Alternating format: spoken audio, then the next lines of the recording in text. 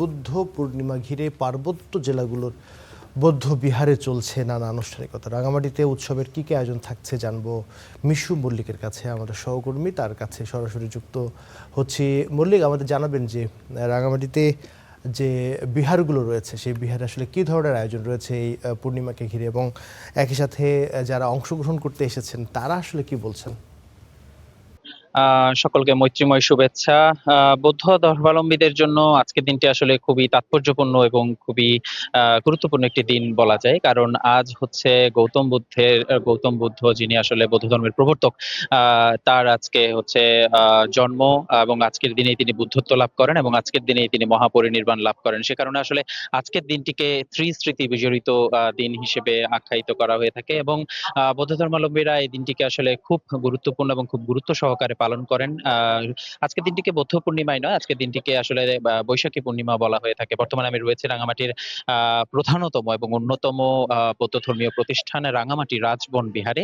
এই রাজবন বিহারে সকাল থেকে আমরা যেটা দেখতে পাচ্ছি, রাঙামাটির বিভিন্ন পাড়া মহল্লা, গ্রাম এবং রাঙামাটি শহরের যে আশেপাশে যে উপজেলাগুলো রয়েছে সেখান থেকে পুণ্যার্থীরা আসলে দলে দলে এই রাজবন বিহারে এসে তারা ভিড় করছেন।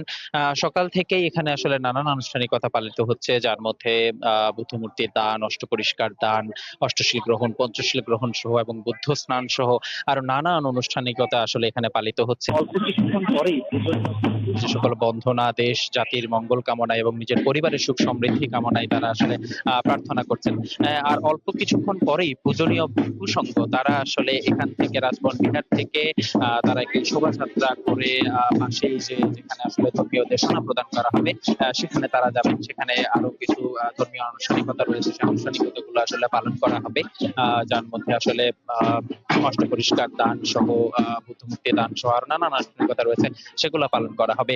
এবং আজকে আমরা সকাল থেকে আরেকটা বিষয় যেটা দেখতে পাচ্ছি, যেখানে আসলে মঙ্গল কামনা করে নিজেদের পরিবার পরিজন এবং দেশ ও জাতির মঙ্গল কামনা করে আসলে প্রদীপ প্রজ্বলন করা হচ্ছে। তো আজকের যে বুদ্ধ পূর্ণিমার যে আনুষ্ঠানিকতা, সেই আনুষ্ঠানিকতা আসলে আজকে দুপুর পর্যন্ত চলবে। তারপরে আসলে এই আনুষ্ঠানিকতা ধীরে ধীরে কমতে থাকবে। তো আর কিছুক্ষণ পরে আসলে ধর্মীয় দেশনা শুরু হবে, যেখানে আসলে রাজবন বিহারের যিনি আবাসিক অধ্যক্ষ রয়েছেন শ্রীমত প্রজ্ঞালঙ্কার মহাস্থবির, তিনি ধর্মীয় দেশনা প্রদান করবেন। তো এই ছিল আসলে আমার কাছে রাঙামাটি থেকে বৌদ্ধ পূর্ণিমা উদযাপনের সর্বশেষ। মিশু, আপনাকে ধন্যবাদ।